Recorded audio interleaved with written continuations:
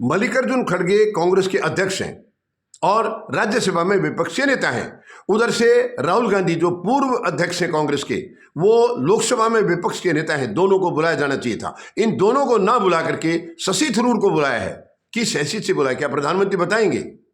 किस हैसियत से शशि थरूर को बताया है? क्योंकि उनकी नजदीकी बीजेपी की तरफ है। ये तो शर्मनाक है, ये तो अपॉर्चुनिस्ट हो गया, मौका प्रस्ती की बात हो गई है। आप प्रोटोकॉल को मान ही रहे हैं, नियम क्या है संविधान में क्या है या हमारे अपने बनाए हुए नियम कायदे क्या हैं, उनको आप मान ही नहीं रहे। आप अपनी पसंद के हिसाब से करेंगे, ये शर्मनाक है।